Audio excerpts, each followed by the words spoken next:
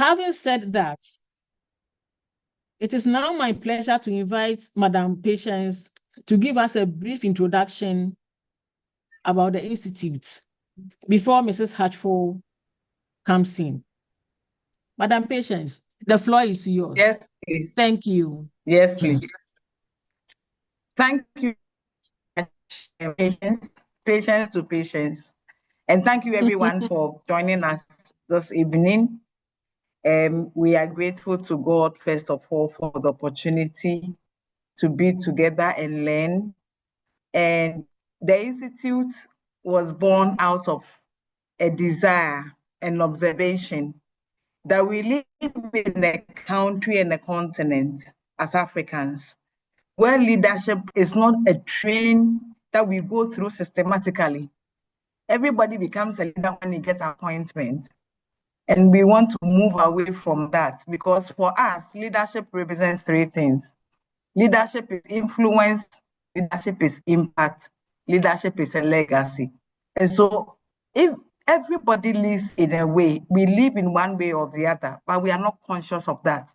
We are all seeking to get a title before we see ourselves as leaders.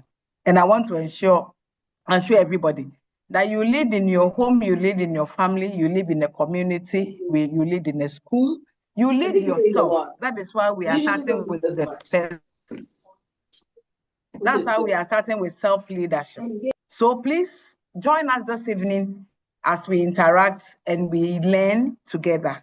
I would put our details in the chat, and if you can contact us or you are in the group, you can take us on in any other area you would want us to know more about the Institute. So for today, we are just going to learn from Mrs. Hutchful. Ms. Hutchful, thank you for the opportunity to learn from you. And thank you everyone for joining.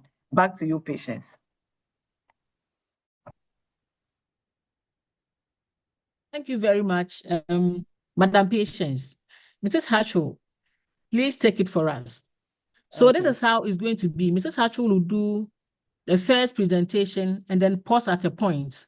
Then we'll take questions and then respond to them. You can also type your question in the chat. We will address them during the question and answer session. So please, let's take note of that. And then let's mute our microphones so that we can all follow and understand the presentations. Thank you for your understanding. Mrs. Hutchful, please take it for us. Thank you. Thank you very much, Patience and Mrs. Patience Antonio. I'd like to first of all express my deep appreciation to my sister and friend, Mrs. Patience Antonio, the founder of the Women's Leadership Development Institute, and to her entire board for giving me the opportunity to facilitate this session. I'm truly delighted to see so many of us on this call to reflect and discuss the topic self-leadership. Self-leadership.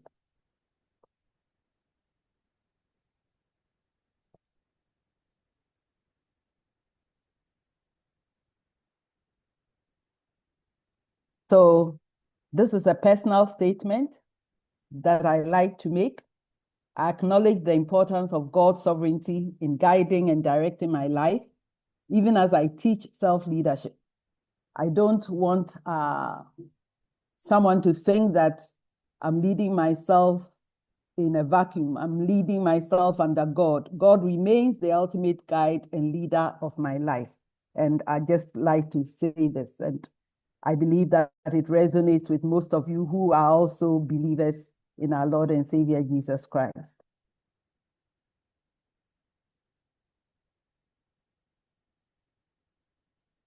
So by the end of this session, I believe that you'd have discovered more about what I consider the most important leadership for your life outside of leadership and guidance.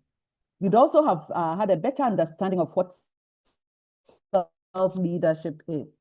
These days, we hear a lot about self-leadership, and you'd have acquired some strategies for leading yourself. Hopefully, you would also have had the opportunity to reflect on your own purpose and set some long-term goals for your life.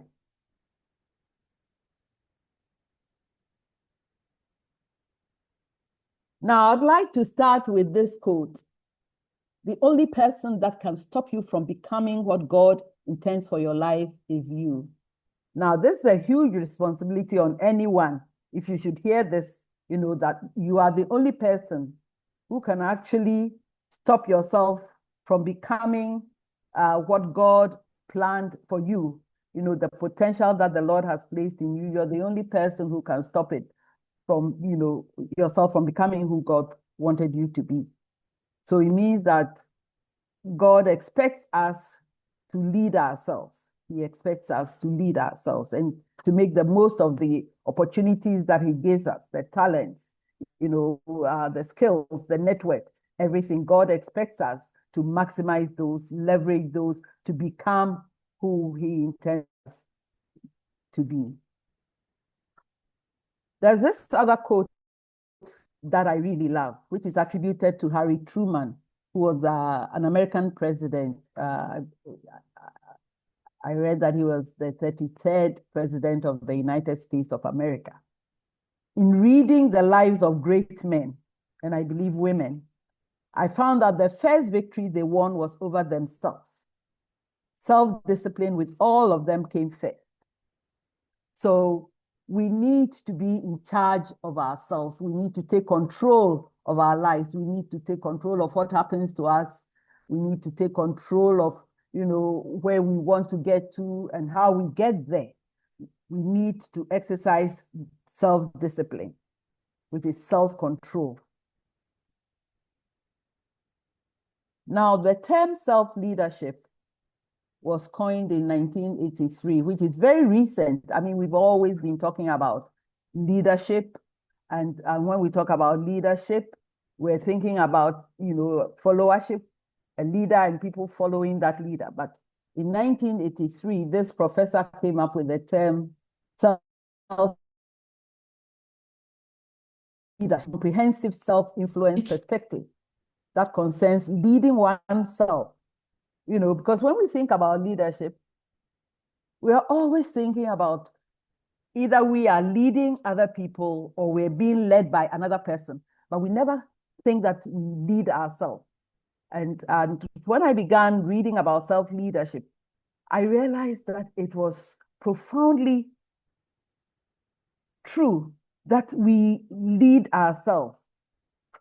Some of us lead, I mean, some people lead themselves better than others.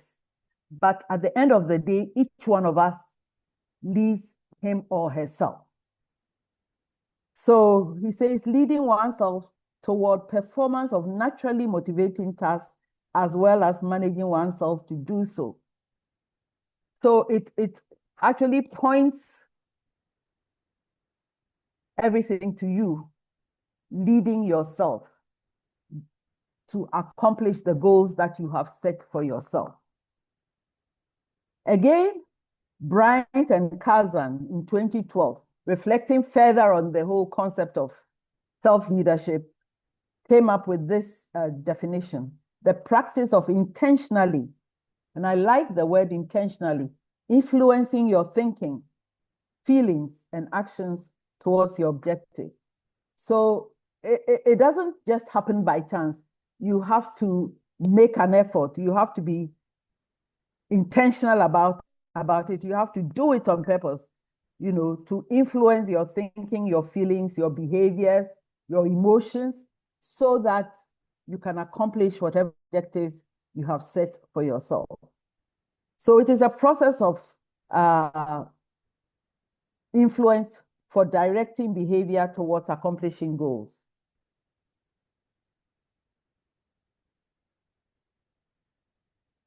Now, self-leadership is important because when you begin to lead yourself, it helps you to begin to look ahead, to be forward-looking, forward-thinking, and it helps you to actually have a vision for yourself, a vision for the things that you're doing. It actually propels you to be forward-looking. And it also helps you to take action to accomplish the goals that you have set for yourself, because it gives you confidence, the confidence that you need to be able to accomplish the goals that you have set for yourself. It also helps you to focus on your strategic priorities, because quite often, there's so many things calling for our attention. And if you're not focused, you realize that you're all over the place, leaving undone very important things that have to be done. So when you're leading yourself, you actually begin to prioritize the things that need to be done.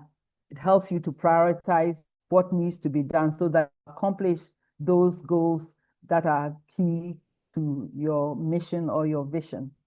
It helps you to maintain a healthy balance and have a stress-free work-life balance, because you don't allow things to happen to you. You're actually in charge of things, and therefore, whatever happens to you, you're also anticipating it. It doesn't happen to you by chance. Things don't happen to you by chance, because you are in charge of your life. You're in charge of what you want to do, when you want to do it, and how you want to do it.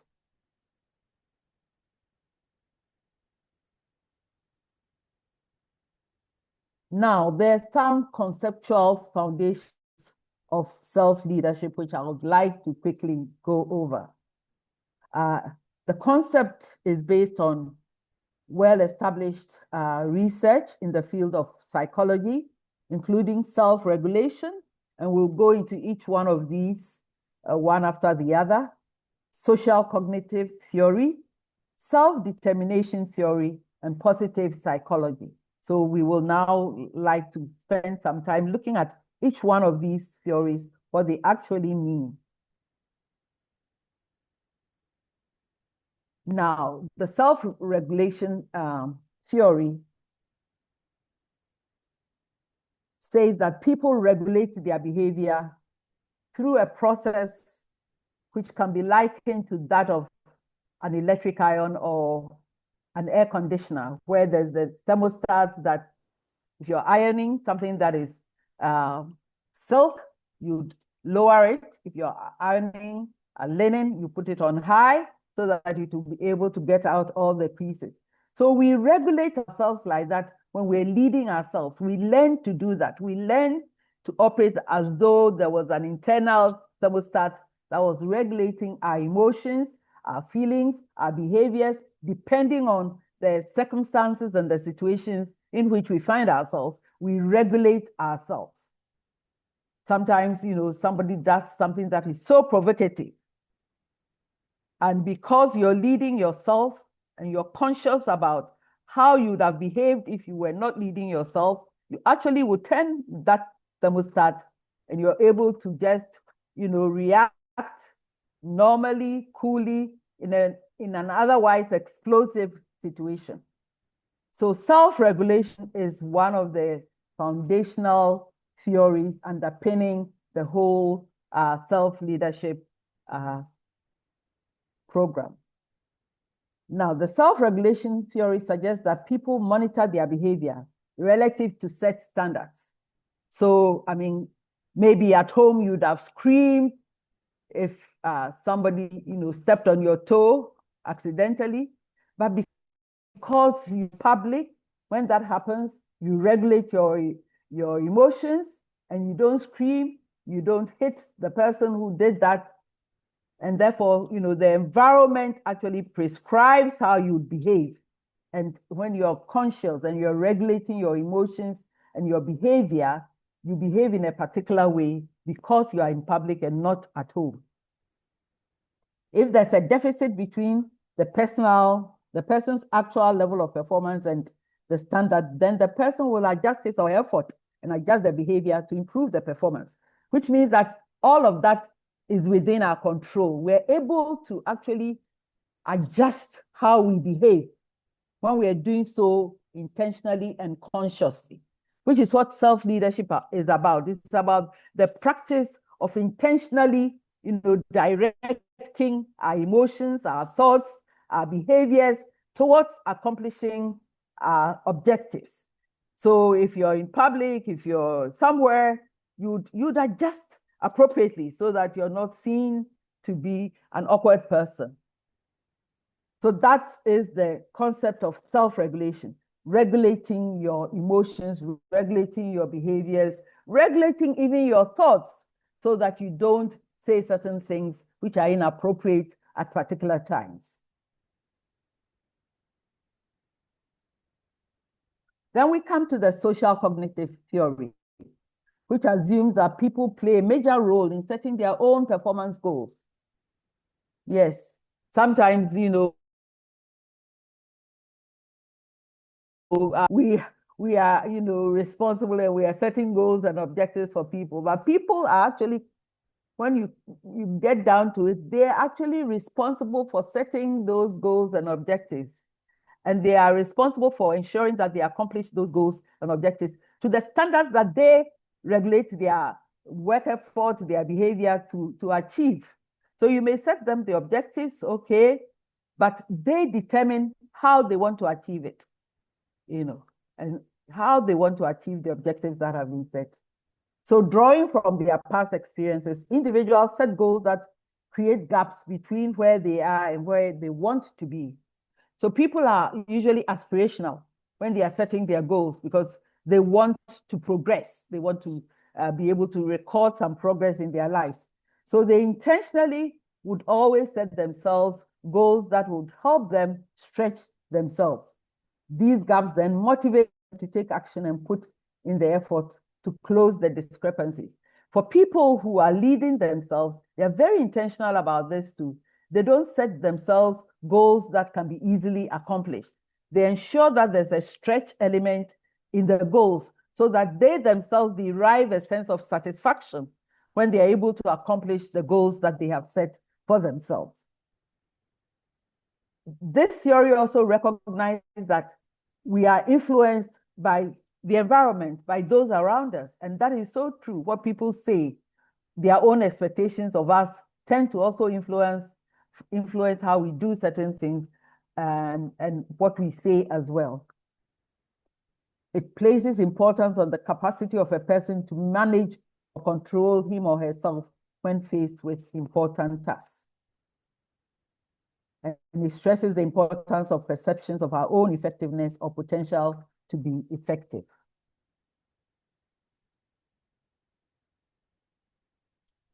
Then we come to the self-determination theory. Competence and self-determination are primary mechanisms for enhancing intrinsic or natural motivation derived from a task or the activity itself. So we are conscious of the skills that we have, the talents that we have, and these help us to, you know, carry out those tasks that we take on upon ourselves to be able to accomplish.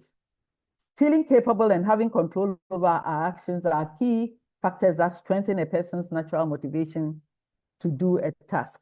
So when we have the skills, when we have the knowledge, when we are excited about doing something, it makes it easier to accomplish that particular thing. And this theory states that when you have all the competence and when you have all the motivation, you're actually better able to accomplish the goals that you set for yourself. So it is your ability to make choices and manage your own life. And you manage your own life, taking into account your strengths, your weaknesses, your talents, the knowledge that you have. And therefore, you're able to determine if you can do this thing well or you can't do it well.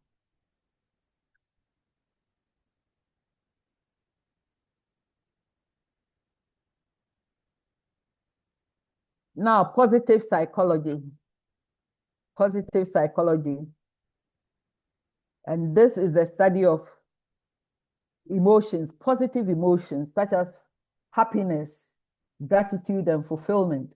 And I'm excited because research has shown that 40% of, you know, how we feel, the happiness, the joy that we feel comes from us, you know, internally generated. comes from our own internal actions. And so, when you're down, it could well be that you're putting yourself down. Don't be blaming other people. Check yourself to see whether you're actually tapping into your own internal resources to keep yourself happy, to keep yourself appreciating what is happening around you, as opposed to, blaming other people for what is around or happening to you. And I think this is so important. The ability to be able to make ourselves happy, to derive joy from the things that we ourselves initiate and do, and not be always looking to other people to make us happy. That's not how we're wired. We should be able to create situations which make us happy. For example, thinking about the beauty of the earth, all the things that God has created, the birds, the trees, there are things that should make us happy as we reflect on all of those things. We shouldn't always just be looking to, somebody should buy you something, somebody should take you out before you become happy. You should make yourself happy. As they say, happy yourself, happy yourself. Self-leadership strategies are designed to result in intentional activities that can help people reshape their behavior and cognitive processes to be more positive. So let's be thinking about, those things that we should be grateful for, as opposed to always thinking about the things that we don't have and we need to be able to have before we are happy, before we are content. No, we should be happy with the things that we have, the little that we have.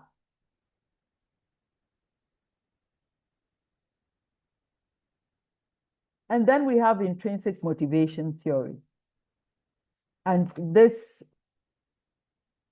tells us that, when we do the things that we enjoy doing, we drive ourselves from within to get those things done. We don't wait for validation from anybody to do certain things.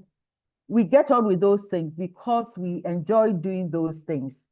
And those things give us satisfaction because we like things. And so each one of us, we need to be able to identify those things that make us happy and to do more of those things because they give us true joy and satisfaction. It focuses on the potential we have to harness the motivational forces available when we do the things we really enjoy. And when we do the things we enjoy, some people enjoy gardening.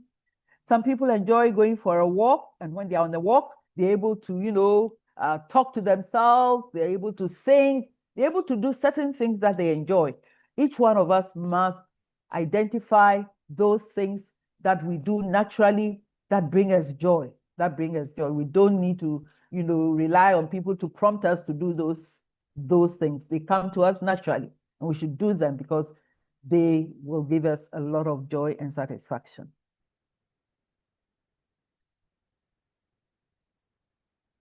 So now I would like to turn our attention briefly to leadership. Of course, we've always known that leadership is about influence. We talk about leadership, being planning, organizing, directing, all of those things. Yes. But today our focus is on self-leadership. But before we delve deeper into self-leadership, we'd like to look at the sources, the primary sources of leadership. We're saying that there are three primary sources. External leadership, the leadership that is provided by others. And then we have participative leadership, where we join other people in providing leadership for groups, when we are in group settings, in our offices, etc. And then there's self-leadership, where we lead ourselves. We're not leading a group, we're not leading a team, we're actually leading us. It is about the leadership that we exercise over ourselves. And it is something that we have to practice. And as the saying goes, practice makes perfect. So if you begin to practice leading yourself over a period of time, you realize that you're leading yourself better than you were maybe a year ago. To be able to lead others effectively, we need to be able to lead ourselves. If you're a leader in your organization, if you're a leader, team leader, if you're a leader in your church group, you need to be able to lead yourself before you can exercise. We need to lead ourselves first before going to lead other people. Now, how does one lead himself or herself? How do you lead yourself? And we'll be taking a look at a few pillars, which are the core principles that make leadership work. So we'll be looking at these one after the other, with the hope that as we go through, you'll be also reflecting on them and seeing how you're doing on all of these things. Because as I said, we're all leading ourselves already, albeit some are leading themselves better than others. We are all leading ourselves already because you get up in the morning, you have your bath. All of those are self-leadership activities, but some people do it better.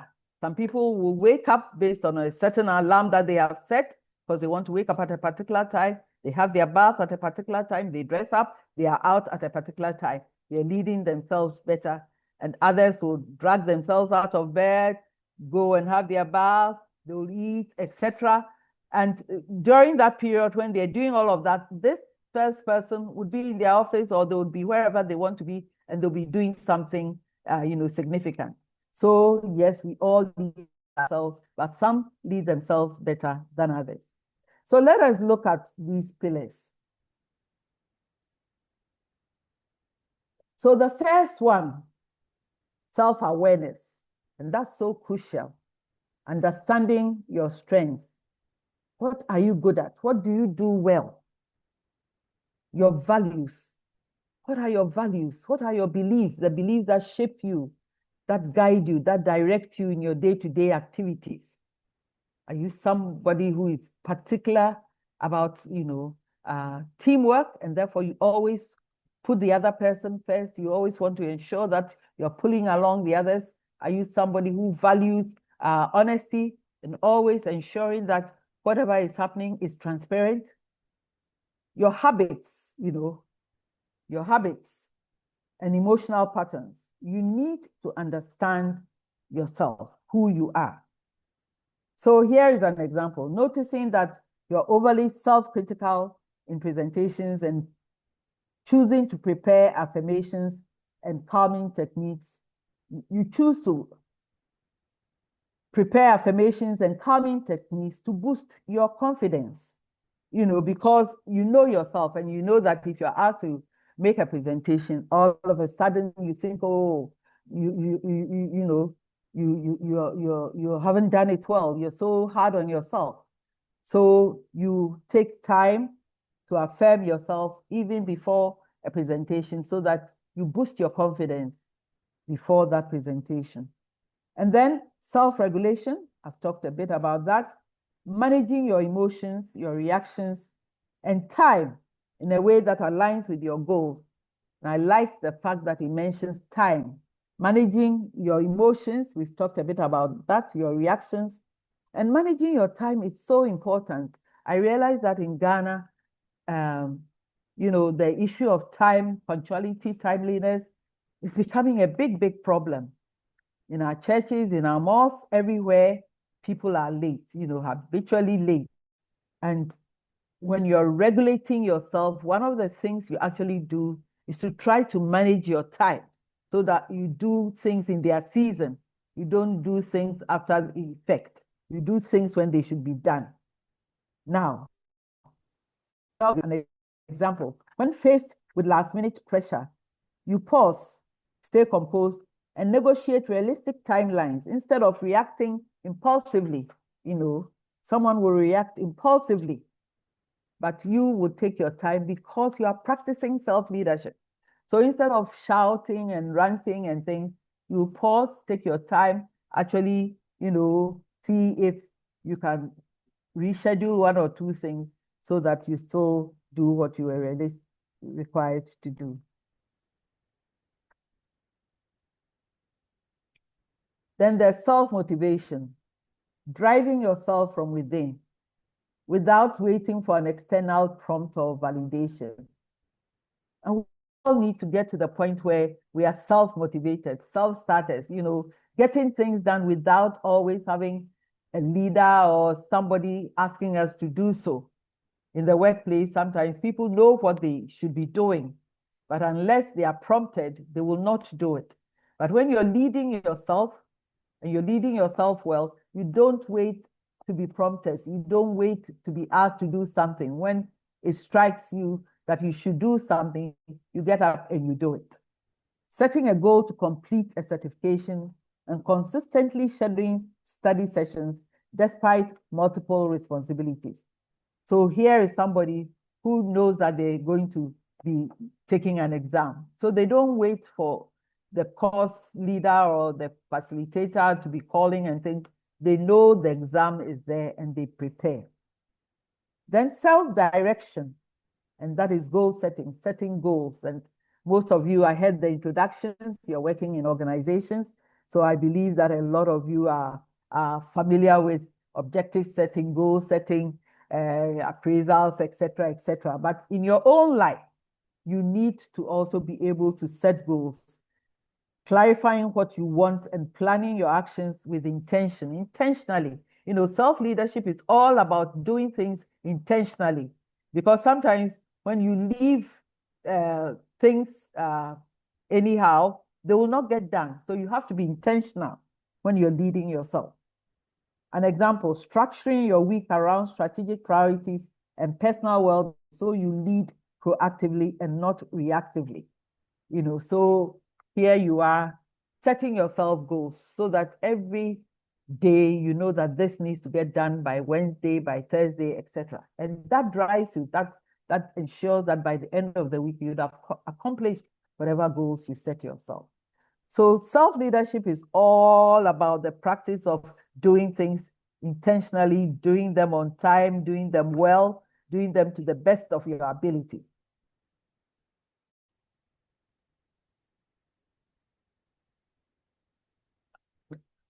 Then self-accountability, taking responsibility for your actions and results. Sometimes when things go wrong, we're always looking for someone to blame. Even when you're ironing your thing yourself and you burn it because the heat was too much, you wish there was somebody you could blame, but here you are ironing your silk dress yourself. What do you do? So take responsibility for your actions and results. Sometimes the outcomes are good, sometimes they are not, but either way, you need to take responsibility for them. Owning a missed deadline, understanding why it happened, and correcting your planning system. That is an example, owning up. Don't always want to, blame somebody else. Sometimes it's your own fault. So you need to do some introspection and just try to set things right. And then there's the self-improvement. That's another pillar of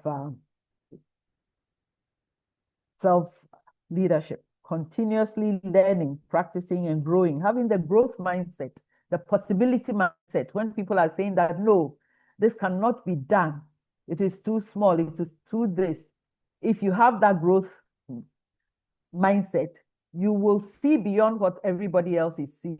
You will see the possibilities that exist, and you will go for those possibilities. It makes you innovative, and it talks about learning, continuous learning, and I'm happy that we are all on this call, because at least there's something that you will hear that will at least add to some of the things that you already know.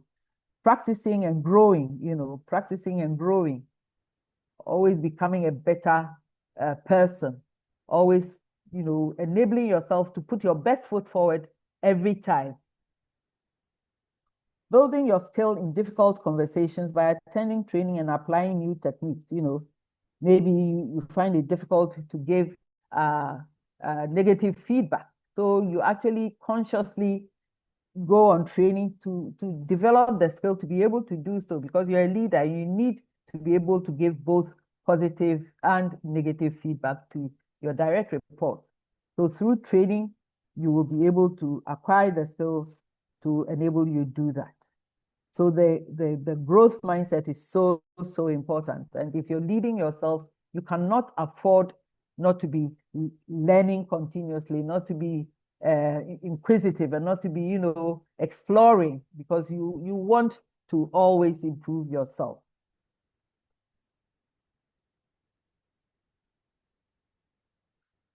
Then self-belief, trusting your ability to succeed and take on challenges, self-efficacy. This is so, so important. We all need to believe in ourselves, to believe in the talents the Lord has blessed us with, to believe in our experience, to believe in our skills, to believe in all of the resources that we have, to be able to do the things that we are required to do. Accepting a speaking invitation, preparing well, and stepping into the opportunity with confidence. Because some of us, sometimes when we are called upon to speak, all of a sudden we become apprehensive. We feel that we cannot do it. Maybe we can, maybe we've done it several times, but all of a sudden we just begin thinking that we are not capable. And we need to believe in ourselves. We need to believe that we will be able to do it. We will be able to do it. And when you practice self-leadership, it helps you to step up your confidence and to take on challenges that hitherto you were not able to take, to accept. And you rise to the occasion, you prepare yourself and you rise to the occasion, and you realize that once you've done that, you'll be able to do it the next time and the next time and the next time. But you need to believe in yourself, believe in your competencies, believe in the gifts that the Lord has placed in you, and use them effectively when you're leading yourself.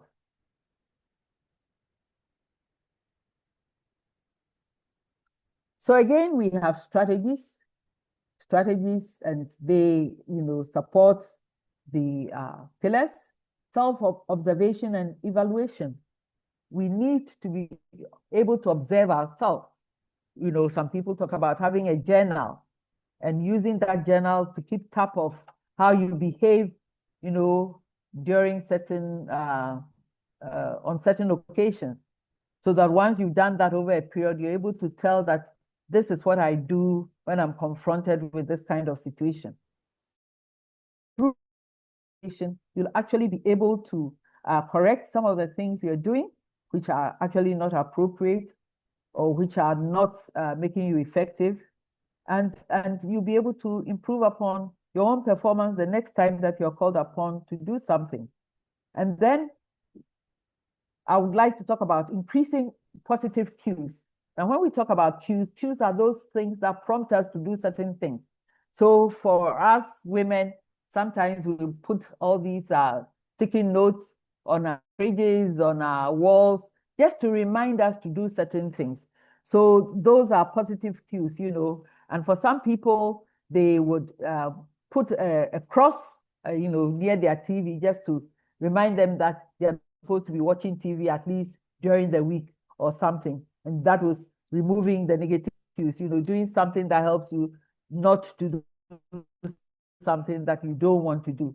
But the positive cues are helpful. People have to-do lists.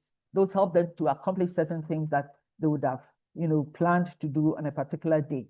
And then there's purpose development, developing your purpose, consciously developing, reflecting on your purpose. And I think I'll go into that a bit, because for me, that is also one of the crucial pillars of self-leadership: purpose development and goal setting. Finding natural reward. For each one of us, we need to be able to determine what excites us, and to be able to do more of that. For some people, going shopping when they have been able to finish their thesis or finish a major task is a way of rewarding themselves. The women who call it retail therapy. They go out and they shop to their heart's desire. And then mental imagery, basically, envisioning the future, where you want to be, or if it's an assignment, you envision the outcome of that project. And so just having that mental picture of the end product also motivates you to get the work done. And then self-talk. Self-talk is something that we all do, but it's something that we can utilize more, encouraging ourselves, talking to ourselves actively. You know, some people talk to themselves, but they do so just putting themselves down all the time. Here we're talking about using this tool to encourage yourself, telling yourself that, look, I must do this, I must do that. If I did this way, this is what will happen. So develop the habit of encouraging yourself, talking to yourself, self-talk, you know, and encouraging yourself. And then believing in yourself, believing in what you can do when you put your mind to doing that thing. As I was preparing for this evening, the story of the prodigal son from the Bible came to me. And I was saying to myself that this is somebody, I believe, who was leading himself, but he didn't lead himself well. He didn't lead himself well all the time. He didn't lead himself well. At the beginning, I think he was impulsive. I don't know if you're familiar with the story, but it's a story, I believe, Luke chapter 15 in the Bible. This young man goes to his father and asks for his share of his father's property, even before the father dies. And then he goes and he squanders, you know, the wealth that the money that his father gives him. And he becomes so destitute and he's there eating with the pigs and things. And then one day he comes to his senses and he realizes that even the servants in my father's house are eating better meals than I am eating. Let me get up and go back to my father. Now, he was impulsive initially. He made decisions without reflection. He mismanaged his resources. He lacked discipline. He lacked self-discipline. But then he did some introspection. He did some reflection. He became more self-aware. He realized that I have made a mistake. I must go back to my father. I have made a mistake. So he engaged in honest self-reflection. Honest self-reflection. He said, how many of my father's servants are better off than I am as I sit here with the, you know, with the pigs and in the pigsty? He took responsibility for his mistake. He took responsibility for that impulsive decision that he had taken, asking for his share of his father's property well ahead of, even before his father died. And he made a clear decision to go back. And here now he was leading himself positively. So we see in this young man, somebody who was leading himself, yes, leading himself, but he wasn't leading himself well. He wasn't leading himself well. And so he also used self-talk. He spoke to himself. He said, let me go back to my father's house. He was talking to himself.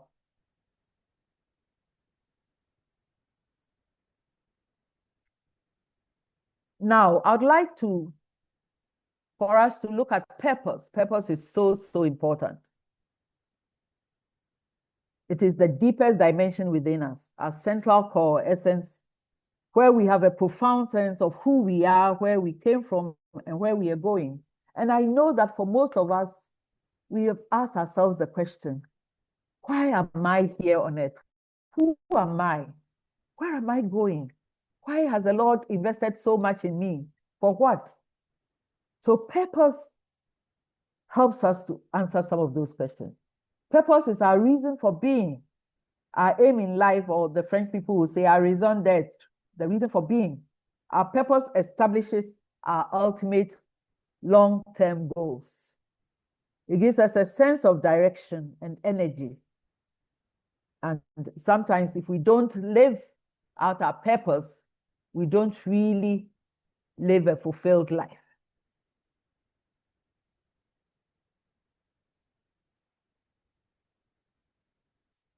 Like I just said, it helps us to answer the following questions. Who am I? Who is Patience? Who is Florence? Who is Regina? Who is Ken? Who is Kwabna? And why do I do what I do? These are critical questions that we must each be asking ourselves regularly.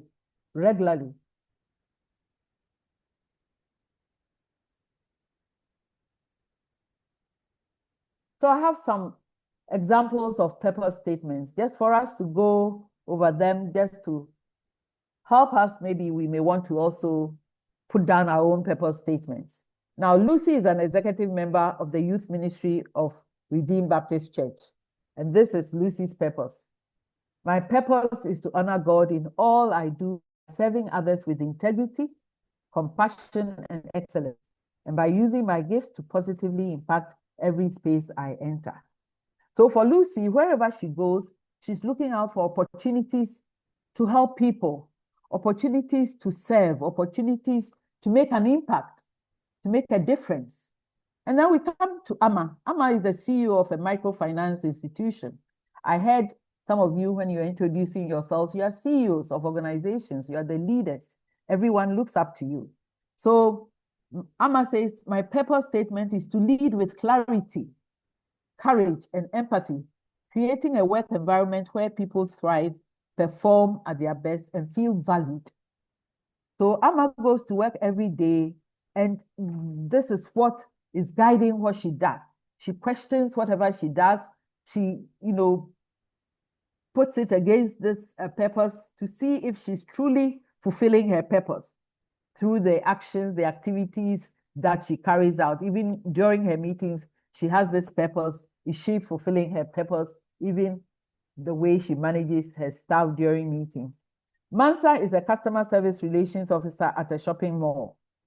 And she says, my purpose is to cultivate excellence and influence through continuous learning, disciplined action, and meaningful relationships.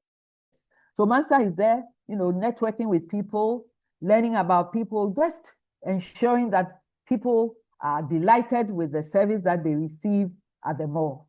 So that is her purpose. Then we have Louisa. She's a teller in a bank.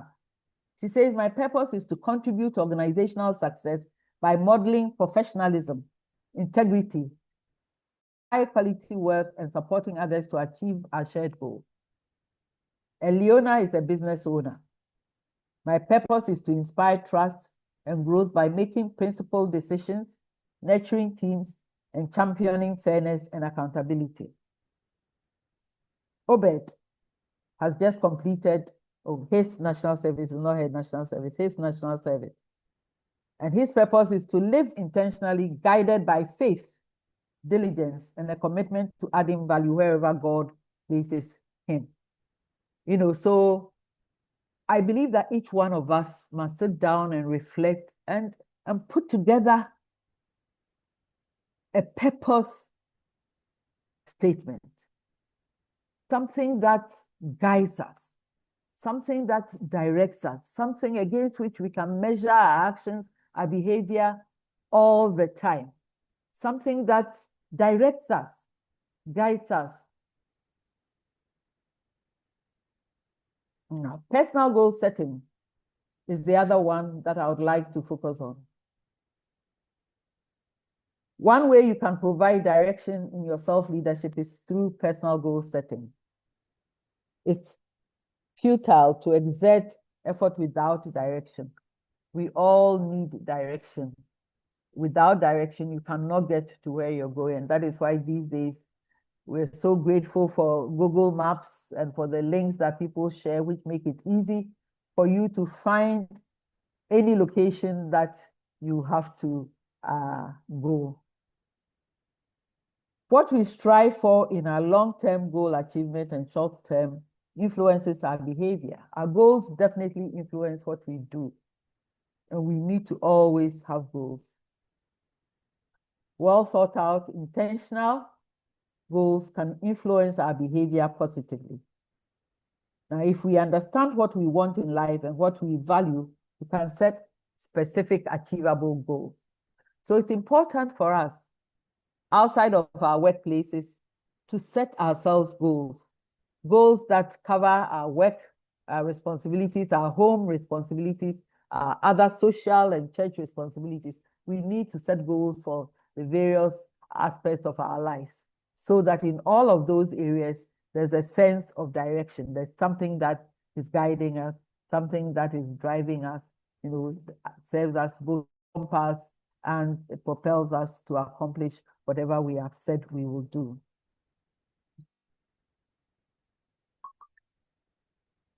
Now, here are some examples of personal goals you might set. Somebody will want to set health and well-being goal. Commit to exercising at least 3 times a week and adopting healthier eating habits to improve overall physical and mental wellness. So that's a goal someone might set themselves. And then in the area of career and growth, pursue a professional certification or advanced training within the next year to enhance skills and advance in my career. So you set yourself the goal to, improve on your skills so that you can get promoted. And then financial independence, build a savings fund covering at least 6 months of expenses and establish a consistent monthly investment plan. So these are examples of goals that one might set himself or herself.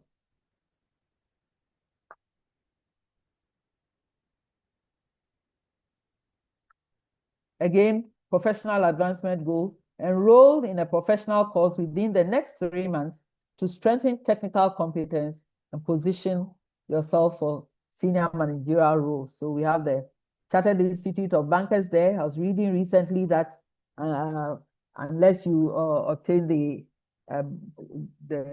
qualification, if you're working in a bank, you will not be promoted to the managerial grade unless you become a chartered member of the institute.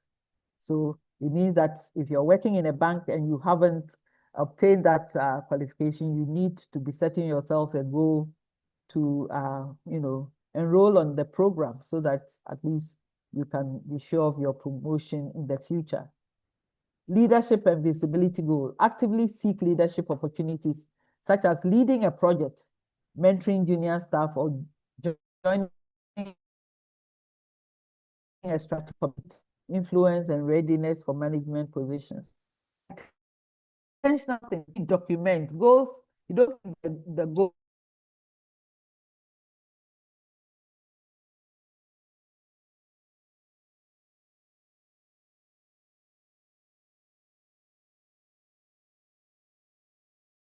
Goals and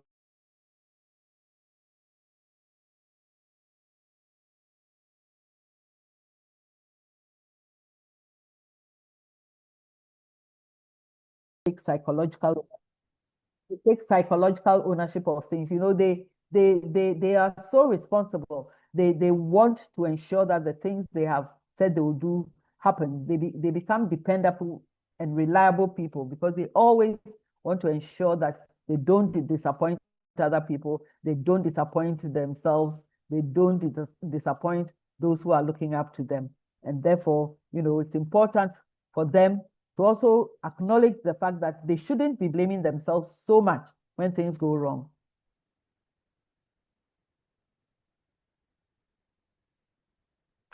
So I think we can take a break here. So we set objectives to help us focus on our priorities, give us a sense of purpose and direction, help us to recognize and meet challenges as they arise, and it helps us to monitor progress that we're making.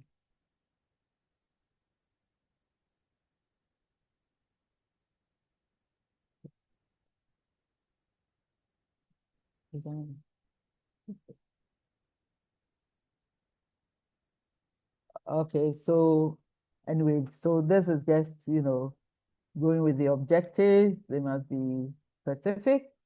Ensure your aim is clear, measurable, define standards, actionable, set yourself tasks to do, realistic, make sure the goal is achievable, and set timelines for accomplishing your objectives.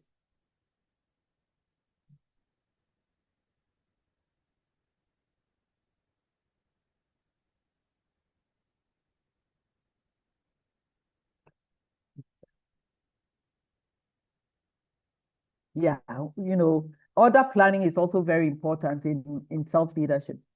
There are two major problems with planning: the order in which you tackle the tasks on your list.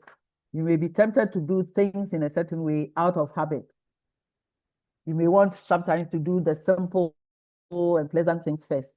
But sometimes you need to also bear in mind that some of the things you're required to do have timelines, deadlines, and you need to do those earlier. And you need to, make decisions around prioritizing those that are urgent and those that are not.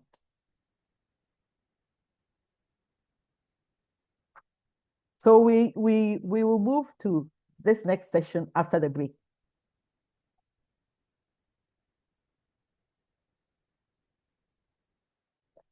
Patient, moderator.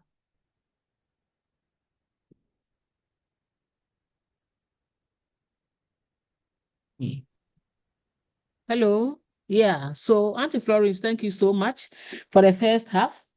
Self-leadership means doing things intentionally, doing it on time, and doing them well with all your abilities. Ladies and gentlemen, it is time for contributions. So if you have any question, can you raise your hand?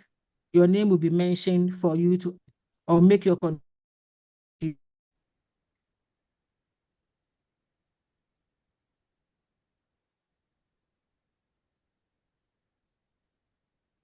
Questions?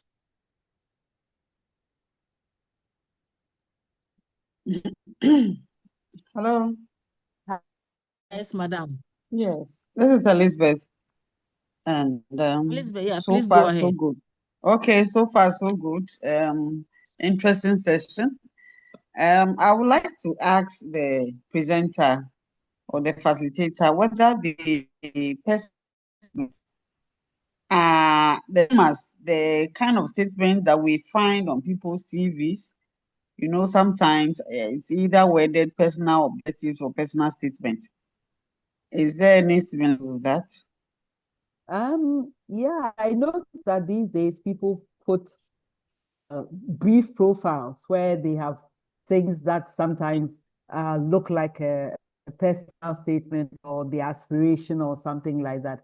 But I think this purpose statement that I'm talking about is one that is caps the entire spectrum of your life. What you stand for. What am I here for? For the ones that I usually see on people's CVs, they usually relate it to the particular role that they're looking for. So sometimes it's not that comprehensive. But this, for me, is something that more or less captures all of your reason for being. It's more like your mission statement, your personal mission statement, why you are around, why to do this and that and that, and this is how you do it. You want to make impact. You want to be the one that is helping people around, etc. Yeah. Okay. So my next question will be, thank you. My next question, it will be, most women fear to take up leadership positions.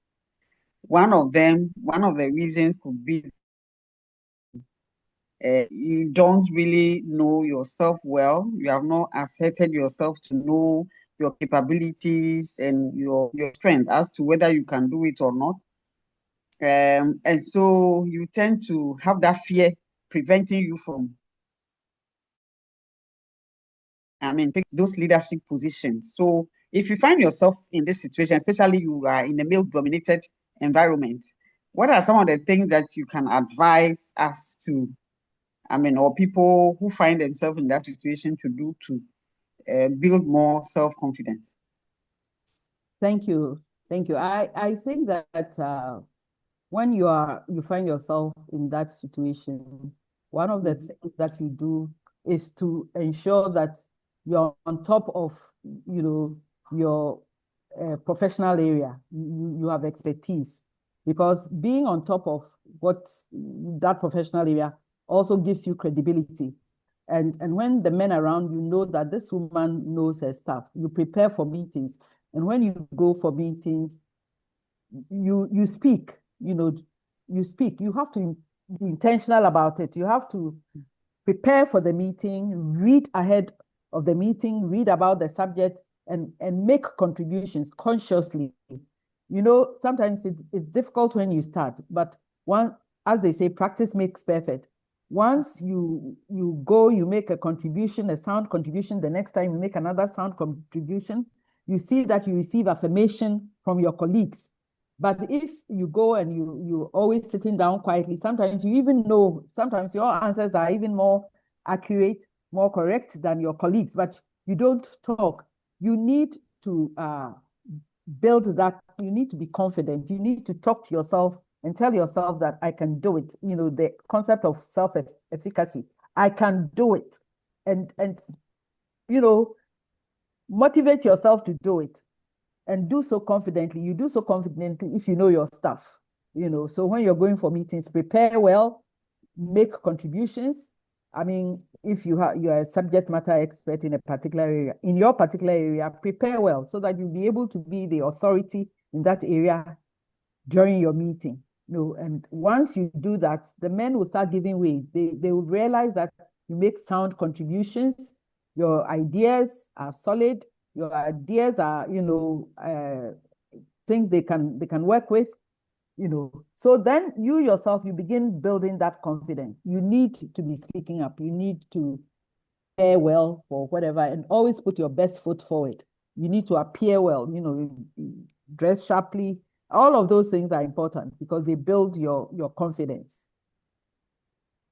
Okay. Thank you so much. Thank you. So, Hilda Vule, please ask your question. Thank you. Okay. Hello. Hi. Yes, we can hear you. Please take it. Hilda is muted. Okay, Hilda, please unmute and ask your question. Okay, so Christiana, can you unmute and ask your questions? Thank you. All right. Hello. Hello. Yes. Yes. Christiana, please ask your question.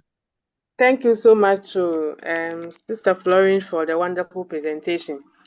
I want to ask as a young lady that as women, just like my colleague ended, that sometimes when you are in a male-dominated area, it seems to be difficult in certain areas. But I want to ask a question regarding our responsibilities as women, then self-leadership, even or in leadership total. When do we compromise? Like as a woman, when do you have to compromise your like in terms of your goals, achievement, then the other side responsibilities? It's sometimes confusing me. Okay, so you're talking about how you balance, let's say, your home responsibilities with the requirements of your leadership role.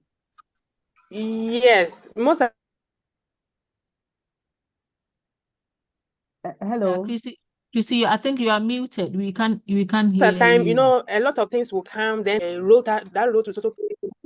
But you know very well that the role too is very important to your own development. Yeah. So I think quite often it's for you to prioritize. And again, if you have your own purpose and mission statement, it will guide you to determine where to place your priority. If your priority, let's say, is in rising to the top of your organization, and therefore when there's some other requirement for you to do something at home, you will actually focus on the one that will get you to the top of your job, because that is what you're looking to do, to rise to the top, to become the MD. And therefore, the other requirements for your time are secondary. So you prioritize the ones that are helping you to move towards the accomplishment of your purpose or your goals. Yes. So I think that, yes, for us as women, there's always the balancing act. But in all of that, you should be guided by your goals. What are you really looking to achieve?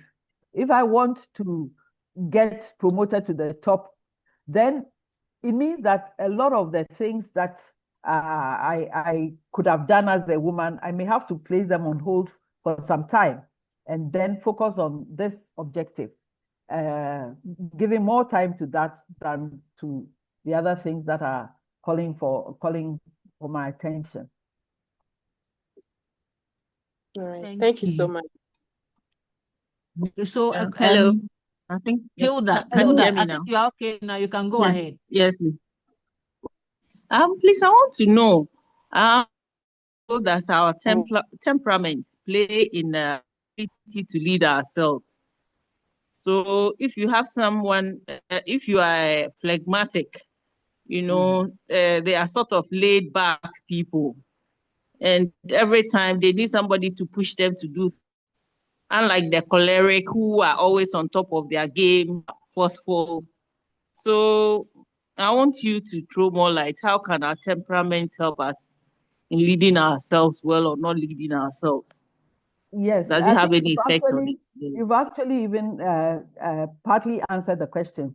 Our temperaments will either facilitate or detract from leading ourselves. But when we are intentional about leading ourselves, even the phlegmatic or the one with the temperament that is usually laid back would be also, in fact, that would help the person even more to be intentional about leading themselves, because based on their temperament, they may naturally have said that, okay, let me just relax about this thing. But because that individual knows that he or she is a phlegmatic and the natural tendency would have been to be laid back, they will actually drive themselves. There's that intrinsic motivation, the motivation that drives them. So when that person is practicing self-leadership, the temperaments don't override the drive to lead oneself.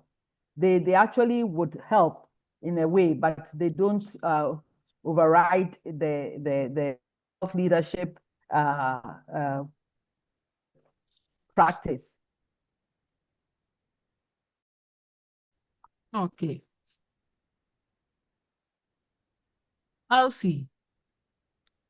Thank you so much. Okay. Please, I would want to ask that, let's say that with regards to the purpose and the other planning, let's say that for the time being, I'm in a role and I feel like my daily tax or my monthly tax at the moment is not really aligning with my long-term purpose. What can I do about that, please? What do I do when they are not aligning? But I know that the end goal is this, but at the moment, maybe due to one or two things, this is what I have to do. So I want to know what we can do about that in terms of like the long-term purpose and the short one not really meeting. Yeah, so that is why we have short-term plans and long-term plans. So in the short term, maybe for financial reasons, you may not be able to be in a job that you really would have loved to do, but you need the money, and so you're doing it. But you plan so that in the long term, you can have activities that will help you move or to accomplish that long-term goal. So again, planning becomes important. You know that I'm doing this only for 2 years. And after the 2 years, my desire or I'll aspire to do this other thing. So even during this 2-year period, you have to be doing things that are actually gradually moving you towards the accomplishment of your long-term goal. Don't see yourself as being stuck because maybe you are doing a job that you don't like, but you want to be maybe you want to be a lawyer, for example, and you find yourself doing something that is unrelated. Don't think that because you are there, you are stuck, or be doing some things that are gradually moving you towards that long-term goal, and plan for that long-term goal. Save money to be able to go to school, to do the program that you need to do to prepare yourself to to accomplish or to do the job that is your dream job. So it's again planning. Don't look at the short term as the end game for you. Look ahead and use the period that you are in this role to prepare yourself for that other role that is what you think you should be doing eventually. Thank you. Yeah, so there are some questions in the chat box. I want to read them. Janela Food Processing said, very insightful presentation. Thank you. And we have Mubarika Adam. She said, what do you do if you set a goal and are not able to achieve that, especially with financial goals? You need to do some reflection, introspection. Why were you not able to meet those goals? Sometimes our goals are unrealistic. I mean, you set yourself a goal to save a certain amount every month, but it's not realistic. If you look at expenditure pattern, if you look at the cost of living, etc., that goal is not realistic. So sometimes we need to be a little more realistic in the goals that we set ourselves, and we just need to look at the circumstances. I mean, under the circumstances, is this goal feasible? I mean, can I expect to be able to put aside much every month? No, not looking at the cost of transportation, my rent, etc. It's not realistic. Sometimes we need a bit of realism in our goal setting. We shouldn't set ourselves objectives that we know right from the word go we cannot achieve. So our goal setting should be circumstances, and sources of income, etc. All of those should be factored into the equation before maybe you set a particular financial goal. Okay, thank you. I think there's one here from AC Answer. She says, thanks a lot, Auntie Florence. Any tips on moving from good intentions and aspirations to execution? Asking this question on behalf of the over-planning perfectionist. So I know AC has the answer to that, AC. AC should be telling us from planning paralysis to execution. Yeah. I think that, the whole issue of rewards, the whole issue of natural rewards and rewards comes into play here. We really need to be able to have ways of celebrating our own achievements. And sometimes when we factor those into our plans and even our execution, we are able to celebrate even the little successes along the way. It may not be accomplishing the whole task, but once you start maybe phase one, you acknowledge yourself for that, celebrate yourself, and then you move on to phase two, acknowledge yourself, celebrate yourself. And especially if we share those plans with other people and we get them to be monitoring with us so that they can even celebrate with us. It's always good to have a trusted friend or somebody working alongside us and prompting us and helping us and holding us accountable to actually accomplishing some of the goals that we have set ourselves. I mean, even though we're talking about self-leadership and everything is about you, etc., I think it doesn't hurt to bring in somebody to hold you accountable on some of the things that you yourself have said that you would do, so that when you don't do them, the person can also hold you accountable. And when you do them, the person can help you celebrate yourself. AC. Thank you. We have Thank you very Christiana much, Auntie Florence.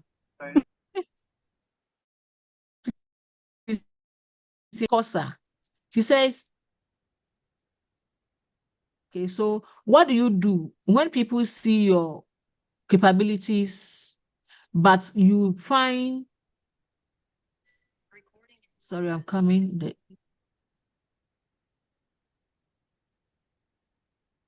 What do you do when people find your capabilities, but you find it difficult to speak when the opportunities present itself? What do you do? People see capabilities in you, but you yourself find it difficult to speak when you are supposed to. Yeah. Uh, And then, okay. I think sometimes it's due to shyness, sometimes it's a lack of confidence. And so for such people, it's good to have a coach, to have somebody that you're working with who helps you, encourages you. And sometimes you even need to, helps you to rehearse some of the things before you go into a meeting. Even the questions that maybe you want to ask, the person should help you rehearse some of those questions, use the person as a sounding board, and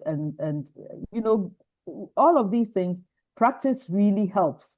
You go, you ask one question day one, the next meeting you're able to ask two questions. Gradually you feel that you're on top of everything. But it's also good to have people helping us, have a coach or a mentor who is helping you with some of those things. Once through self-reflection, you are aware that that is your area of weakness, get some help so that you can build confidence in that particular area. Thank you. And her second question is everyone born to be a leader? Well, we're talking self-leadership, and I think I did say that in terms of self-leadership, we all lead ourselves, although some people don't lead themselves at all. But in terms of like the broader leadership, corporate leadership, national leadership, etc., not all of us, aspire to even become national leaders. And I think there wouldn't even be enough positions for all of us if we were all to become leaders. But definitely, in terms of self-leadership, we should all be able to lead ourselves. We should all be able to, decide on things for ourselves, drive ourselves to do certain things, etc., etc. Once we have that realization that we need to lead ourselves, we are all called to be self-leaders. Thank you. There's one here from iPhone. The name is iPhone. Same for me. Shyness is my weakness. Okay, you've already addressed that, but let me just read. But I will apply what Auntie Florence has just said. I am Priscilla. That is what Priscilla said. Yeah, so let me go to Mariam. Good evening. Please, more light should be thrown on how to remain visible and recognized for work and talent. How to remain visible and recognized for our work and talent. Good and excellent work speaks for itself. And sometimes, and this one I'm sharing from my experience as an HR in an organization. I mean, there were times when people, you knew them because they were in the region, but their work and their contributions made them visible, through performance reports, etc. You got to know that this person here, and for some of them, because of that, they were promoted to come to the head office. And that, of course, gave them a lot of visibility.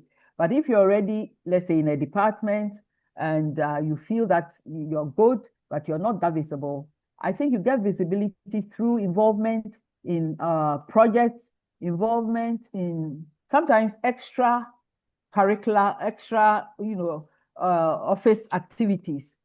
Sometimes you may not get that visibility through just doing your regular work in the office, but when you get involved in other things, you realize that gradually you're getting known, and like I said earlier, your work and the quality of your work would sometimes get you the required visibility, and of course sometimes to speaking up in meetings, etc., etc. I recall that when I was working in the bank, we used to have town hall meetings, regular town hall meetings, and we would travel from Accra to Kumasi to have those staff dinners. And I mean, those who had the courage to get up and speak and who made sound, contributions got recognized. And I recall that there was somebody who, because of that, the MD was so impressed with the input and that person's contribution. Oh, who is this person?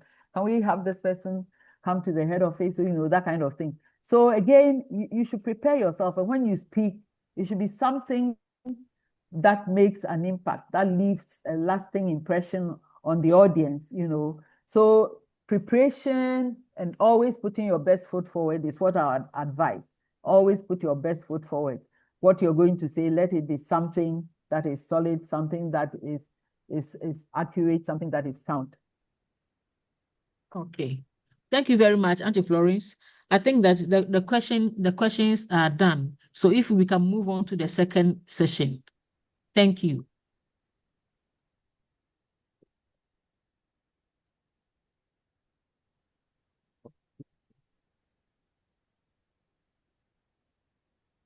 Okay, so the second session basically is looking at time management, which is a very time and stress management, which are important aspects of this whole self-leadership. And time has been defined as the measured or measurable period during which an action or process or condition exists. So time is limited. Time is limited. And I think that one of our biggest problems in these parts is our time management. Managing time means taking more control over how we use our time. And it is said that time is life. So as we waste time, we're actually also wasting our lives. When you manage your time, it allows you to do more in the time available to you. And time management is having a breakdown of how you use your time wisely.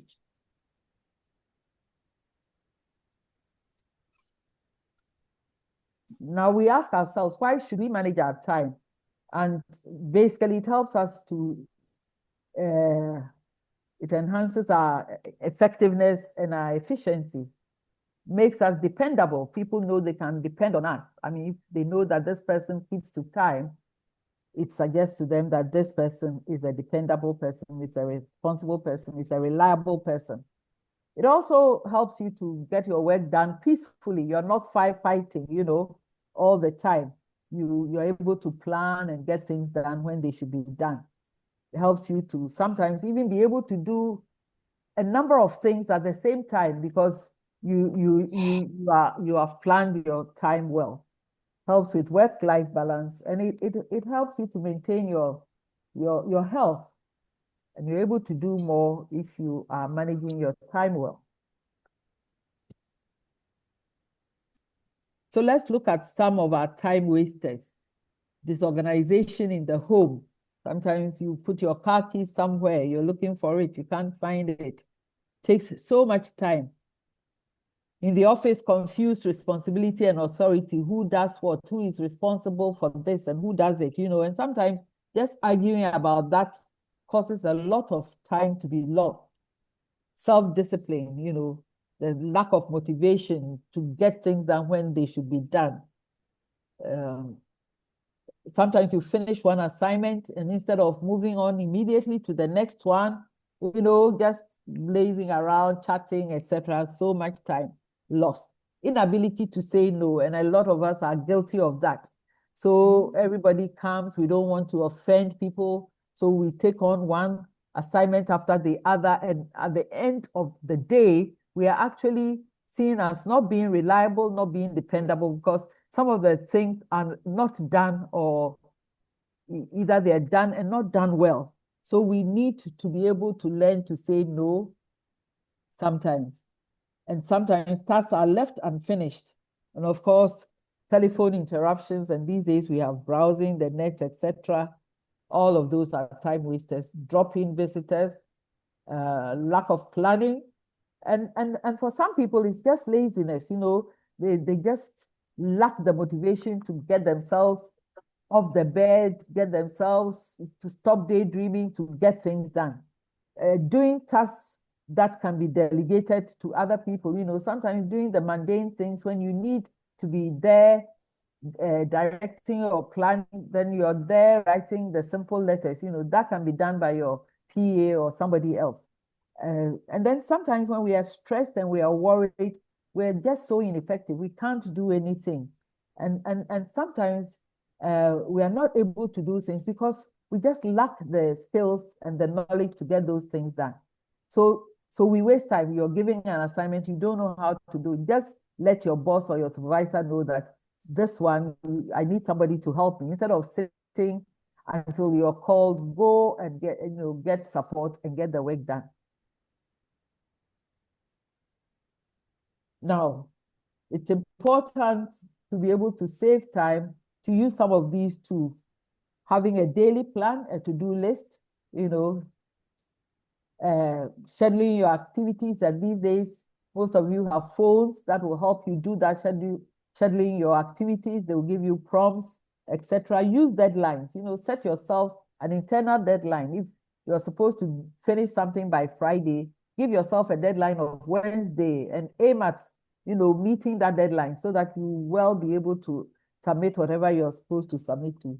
And when you go for meetings or you go to places, always carry something with you that you can be working on.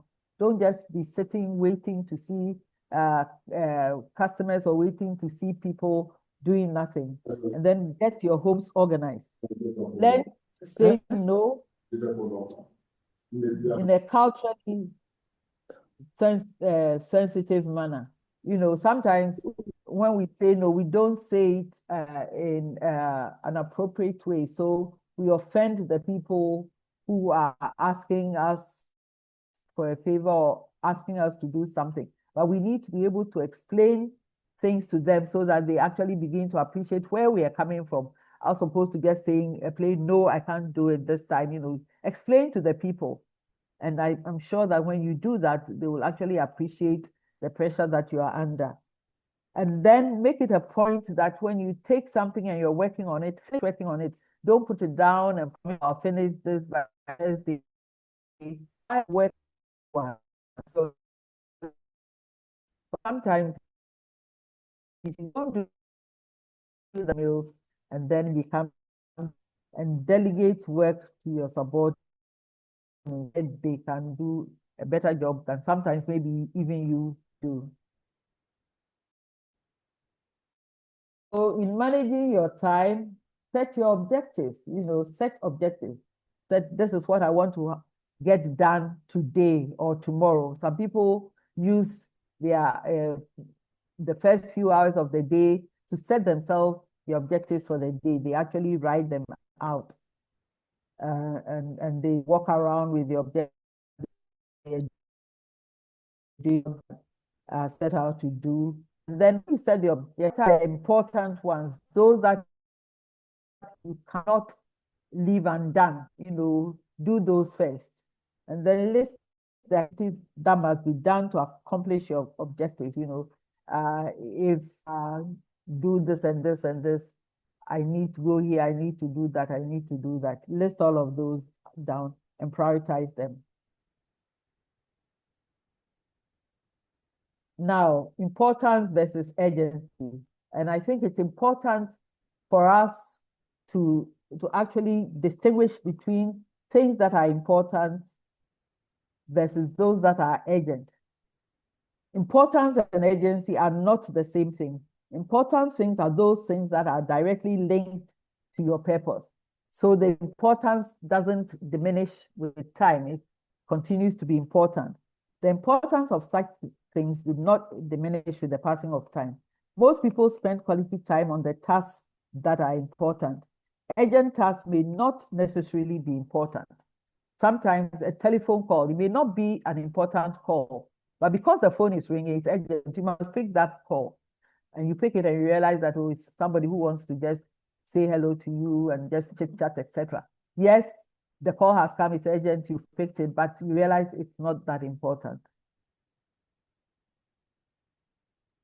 So we have the Eisenhower matrix, which helps us to actually decide what to do with when we have been able to determine whether things are both urgent and important or not. So it's saying that if something is important and urgent, important and it's also urgent. For example, you have a call, they tell you that your child is sick in the school and you need to pick the child up. That is important. And that is urgent. You cannot wait. You cannot say that, let me put that aside. You need to just move your car and go. And then you have in the blue quadrant, it's less urgent, but it's important. You schedule it. It's less important, but it's urgent. You can delegate it. It's not important, and it's also not urgent. Sometimes you can just, put it aside or just, forget about it.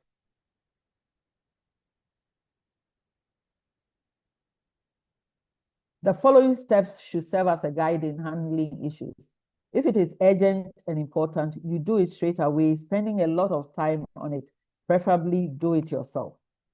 If it is important but not urgent, you can handle them or delegate the task to a reliable person. If it is urgent but not important, you do it immediately but spend very little time on it. Otherwise, delegate it to a reliable person. If it is not important and not urgent, you can postpone it or ignore it or refer it to someone else. So this should actually guide us, and we should always try to assess the things or the actions or the things that we are asked to do. Are they important? Are they urgent? And then we determine whether we do it now or do it later. It's always good to try to do that. Examples of urgent and important activities. Activities such as handling staff and church members' complaints and concerns are both urgent and important. You have the person has a complaint, the person has come to you. You can't turn the person away, because when people have complaints, usually they're upset. So you need to attend to them. Important but not urgent activities include development activities. We've talked about our training, upskilling ourselves. Sure, they're important because they are linked to our desire to get promoted, but they are not things that you get up and just go and do. You need to go and register, etc., etc. They're important, but not urgent activities. A ringing phone, like I said, you have to pick it up. The arrival of host or unscheduled interruptions are examples of urgent and potentially unimportant activity. The unimportant and non-urgent are usually fun things which will cause you stress later if you give in when the other tasks demand attention. Because sometimes, a drop-in visitor coming to just chit chat, it's something that they want to do later. And yes, it's fun, but it may not be the best time for that kind of activity. When tasks are both urgent and important, they have a higher priority.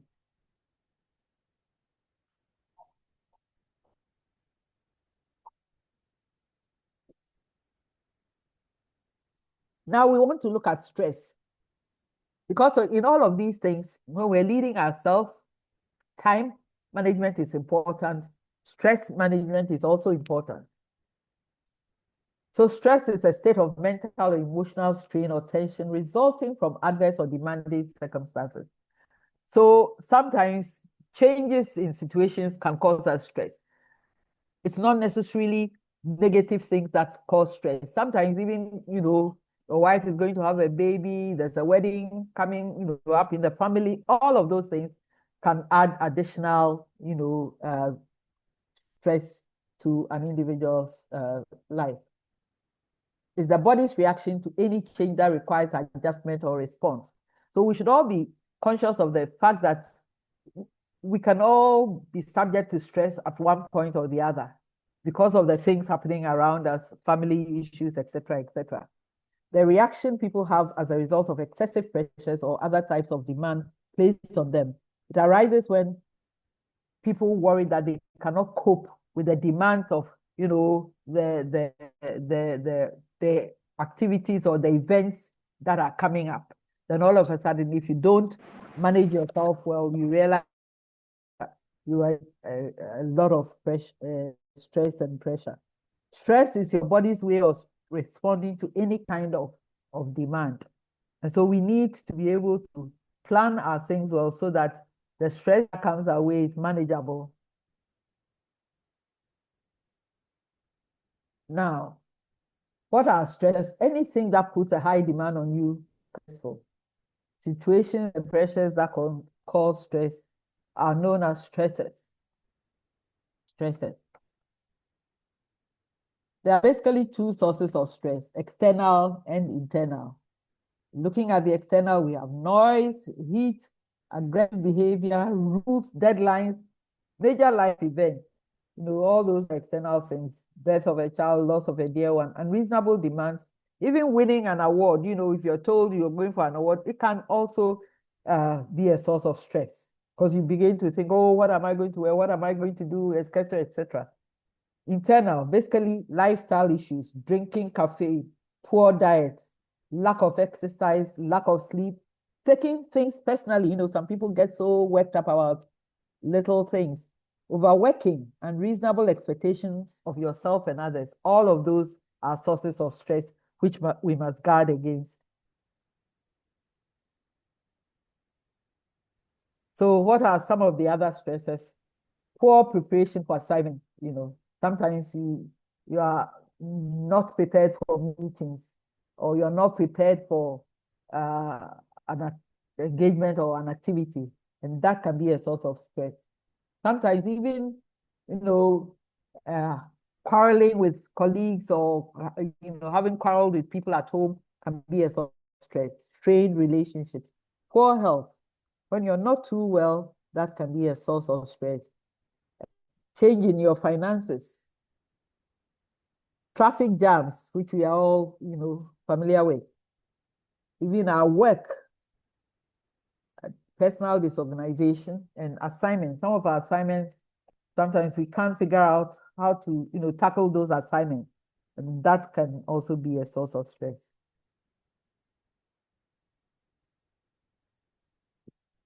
So what are some of the symptoms of stress? Behavioral, some people become very, very irritable. The least thing, they'll snap at you. Emotional, yes, crying, breaking down. Physical, people begin to have headaches. Psychological, people just switch off. They're saying, no, I just can't think straight. This is just too much for me. So there are so many symptoms of stress. Headaches, stomach aches. Why is it important to manage our stress? When you manage your stress, it improves your health, your immune system. Actually increases your energy level, makes you emotionally stable. Because like we said, if you're stressed, you just cannot manage your emotions. You just explode. I mean, something that need not make you so angry will just cause you to, have an outburst. Helps you to produce excellent work. When you manage your stress well, you're always able to be on top of your work and deliver consistently good quality work. Improves your quality of life. You can relax and actually enjoy life if you're not stressed.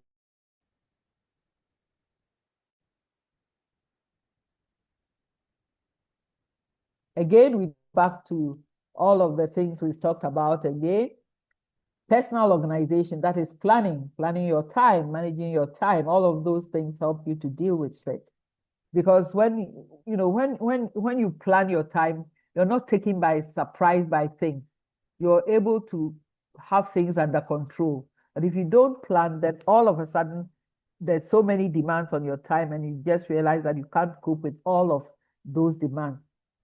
Planning your day and having a contingency plan, always leaving some time that has not been allocated to anything, so that in case you have the flexibility of dealing with that particular thing. And then for some people, avoid stimulating beverages. For some people, coffee helps them. So when you know your metabolism and you know what doesn't work for you, stay away. For some people, coffee is the best for them in the morning. They feel that it really helps them, the day well. And then exercise regularly, get more sleep, eat healthy foods, learn to forgive and forget offenses, overlook when people offend you, create quality time for relaxation, And then, make time to just have fun, enjoy yourself with family and friends. Just enjoy life.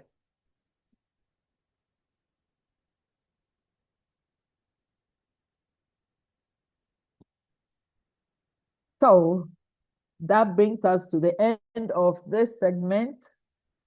And I would like to thank you after we've taken new questions for your time and for your participation. Thank you so much, Aunt Florence. Do we have questions? Management, questions and contributions. Yeah, contributions.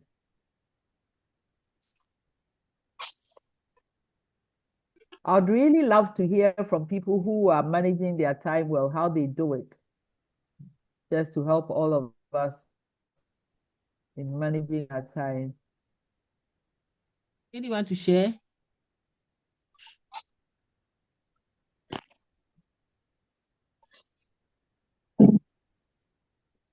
Yeah, hello. Yes, please go ahead. Okay, so I'm Dorothy. Mrs. Florence Hutchful, thank you so much for the insightful trade. Thank you. In fact, I have picked lots of things this evening, but I want to share how I manage my time. So when I start my day, I have a plan. That is my to-do list.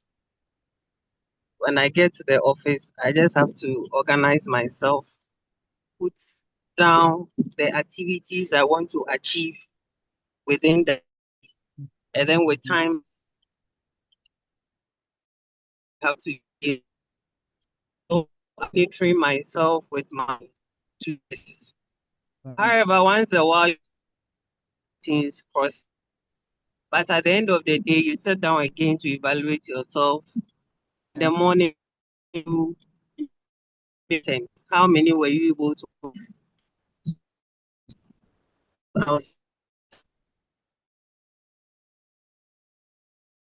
play? But I also want to touch on the relaxation. Relaxation is very expensive, and people might have a broad view that then maybe for you to relax well, you have to travel so much. But in your own small way, being in bed for more than an hour on a weekend, I think it's also a form of distressing, which can also help you. And then sometimes you can choose to stay off phone for some time, helps you. So I think those are some of the few things I would also want to add. But thank you so much. I've picked so many things from the purpose, from having confidence, and I'm grateful I joined. Thank you so much. Thank you so much, Dorothy, and thank you for sharing that. Very, very important and very practical. Very practical. It's something that I believe we can all, start doing if we are not already doing that. Thank you so much for that. Thank you. So, Joyce Dankwa, please unmute and ask your question or bring your contribution. Okay, so contribution has to do with what Dorothy did, the time planning and diary, and wherever anybody who is of her diary, because diary is my to-do list. I list them. I mean, I can even flip 3 or 4 pages ahead because an activity may not be done immediately. Maybe I'll do it in a week or so later. So I push it forward in my diary and then I count them out, as they get done. Those that don't get done by the end of the week, the following week, they will be rolled over, and that's kind of thing. The other thing I want to talk about is the relaxation and how expensive or cost-effective it should be. Yes, you can relax, you can have fun in a seemingly expensive environment and yet not spend. Look, you can go to Labadi Beach Hotel, you can go to Golden Tulip now has a new name, the one opposite the police church. You can go to these Lancaster, yes. You can go to these expensive places. Sometimes they have music, live brass band. You can go there and even buy yourself just a bottle of water. Just even a bottle of water. And sit there and soak in. You can just go to the reception and just go and sit there. Get yourself a bottle of Coke with a friend. How much does a Coke cost? Over there, it will be more expensive than your regular retailer, of course, because definitely you have to pay for the environment. But it need not be expensive. Just a bottle of water or a soft drink and sit there and chat.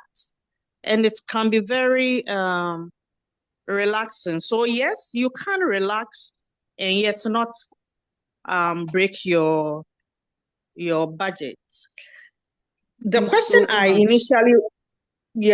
question initially I wanted to ask, but I realized the question had been asked in different ways. Was Mrs. Hutchful, what would you say is the link between self-leadership and then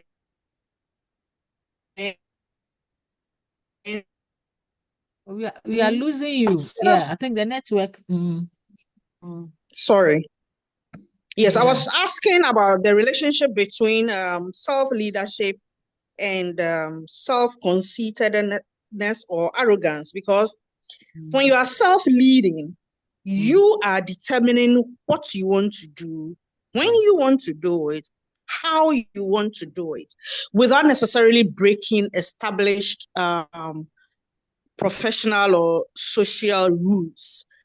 But in our culture, we know how it is like. When you're a woman, there's usually a thin line between a woman who knows how to set her boundaries and one that is considered to be arrogant.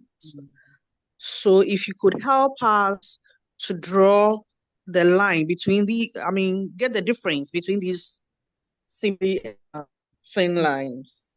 Thank you. I would say that it's all about attitude, and the approach with which you carry yourself. I mean, we talk about emotional intelligence, and it's also about having respect, that sense of humility, even whilst you are being assertive. You can be assertive, maintain your ground without being rude and arrogant. And it's all about the way, your posture, how you say it, your facial expression, and things like that. You can make your point without seeming overbearing, seeming arrogant. You can make your point, because sometimes there is that, like you rightly put it, it's a thin line. Some people may construe your self-assertiveness to be boldness or arrogance or something. But I think it also boils down to how you communicate that verbally and non-verbally. How you communicate that verbally and non-verbally. There are people who are bold, they're courageous, they set the boundaries, and yet they're very nice about it, very polite about it. But there are others who are doing the same thing, but the body language and even they actually suggest that they feel that, like, yes, this is them, they've reached, and that kind of thing. So yes, but it's all about the kind of attitude with which you do. What your facial expression, your posture, and everything communicates to the other party, in addition to the things that you're doing. Thank you very much. Nana Dua, please unmute and speak. Thank you so much, Auntie, and thank you so much, Mrs. Hutchful. All right. Mine is just a contribution.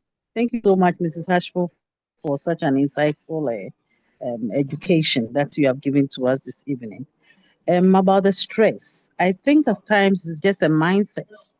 And for instance, you make up, oh, my brain, I cannot do it. You have thoughts. It's a lot of stress. Your mind, I can do it. Oh, this is doable. Somebody has done it, so I can also make it. It also is the stress. So this is one thing I want to share. And then with the first part, that so I mean making yourself visible. At times service, some people they know that something is going wrong, and then like the Q say, like he pretends as if he hasn't seen it. But somebody, no matter what, want to go the extra mile. Maybe it's even 5 o'clock or 5. You're supposed to close at 5. If something has happened, then you avail yourself. So this service, she mentioned it, but I just want to reiterate that these little things that we do gives us that visibility. So don't pretend, say, you are shining your eyes. You are smart. If you do that, you always be in trouble. But anybody who avails himself or herself to service, going the extra mile, doing the things that some people don't do, also makes them very, very visible. So this is what I just wanted to add. Thank you very much. Thank you very Thank much you. for that input. Yeah. Thank you so much. So I think that ladies and gentlemen, the discussion will continue on the platform. The platform is there. We always chat. We bring up topics and we discuss and we share ideas among ourselves. So if you have any question or further contributions that you want to do, you can do it on the page. So we all discuss over there.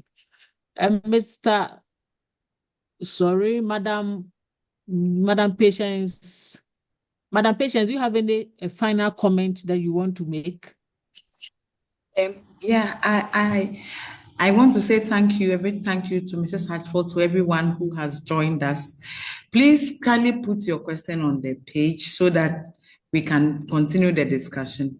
We are just learning the areas. We are going to have a conversation, and the assignment we have to do, writing our purpose, planning our activities and all that. So we're going to do a lot more digestion on the page. So please kindly do that. And thank you for joining. If we are not on the page, I think I pasted the link.